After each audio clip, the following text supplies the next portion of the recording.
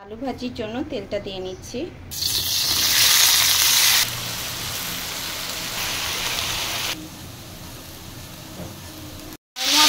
কে এভাবে পটল ভাজি খেতে পছন্দ করেন।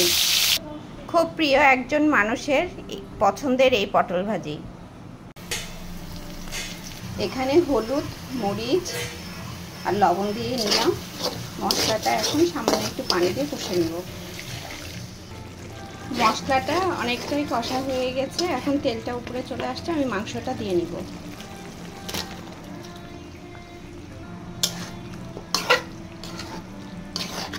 নেড়ে চেড়ে ভালো করে মশলার সাথে মেখে নিব মাংসটা। দারচিনি, এলাচ, লবঙ্গ সবগুলো দিয়ে দিচ্ছি। এই অবস্থায় আলুগুলো দিয়ে নিচ্ছি। নিয়ে আলুটাও মাংসের সাথে আর একটু কষিয়ে নিব। এই হচ্ছে আমার মুরগির মাংসর ফাইনাল লুক।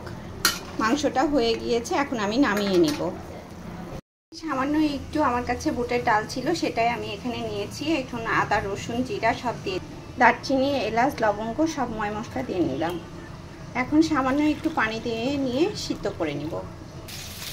সলিড মাংস, মুরগির সলিড বুকের মাংসটা দিয়ে নিয়েছি এটার সাথে, বুটের ডালের সাথে। এখন এটা সিদ্ধ করে নিয়ে পটলের পাতুরি তৈরি করব।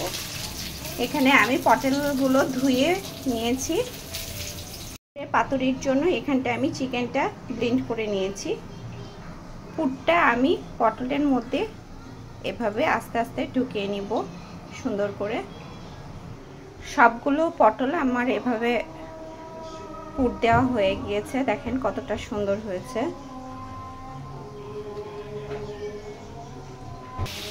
একটুখানি জায়গায় স্কিপ হয়ে গেছে, এখানটা সব ময় মশলা কষিয়ে নিচ্ছি। কষে আসলে আমি পটলটা দিয়ে নিব। মশলাটা কষে এসেছে, এখন আমি পটলগুলো দিয়ে নিব। প্রত্যেকটা পটল টুথপিক দিয়ে আটকানো। এখন আমি একটু নেড়ে নিব, মশলার সাথে পটলটা মিশিয়ে নিব।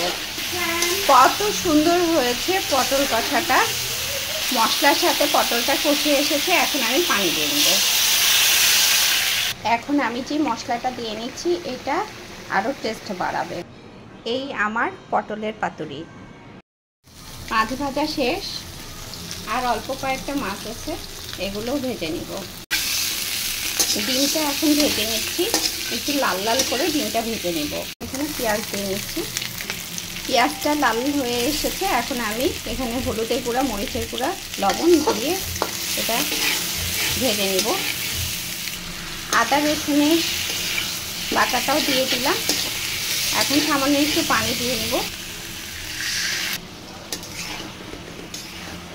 কাঁচা মশলার গন্ধটা চলে গেলে আমি এখানটায় সামান্য একটু পানি দিয়ে নেব। আমার ডিম হয়ে গিয়েছে, এখন ডিমের ফাইনাল লুক এটা। ডিমটা নামিয়ে নিব। এই যে ডিমটা আমার পরিবেশন ডিশে ঢালা হয়ে গিয়েছে। পোলাওয়ের চাল দিয়ে রান্না শুরু করে দিবেন, এটা হচ্ছে ফার্স্ট কাজের ধারা। লাল লাল করে পেঁয়াজটা ভেজে নিয়েছি, এখন চালটা দিয়ে দিব। পোলাওয়ে একটু সমান সমান লবণ না হলে ভালো লাগে না, তাই একটু লবণ দিয়ে নিলাম। ভেজে আসছে, এখন আমি পানি দিয়ে নেব। পানিটা দিয়ে নিয়েছি, এখন বলক আসবে, ঢেকে দিব। আমার পোলাওটা হয়ে এসছে, এখন আমি ঘি দিয়ে নিব। হয়ে গেছে পোলাও, এখন পরিবেশনের পালা। আলহামদুলিল্লাহ, সবগুলো রান্নাই শেষ, এখন পরিবেশনের পালা। ধন্যবাদ, ভালো থাকবেন, সুস্থ থাকবেন, আল্লাহ হাফেজ।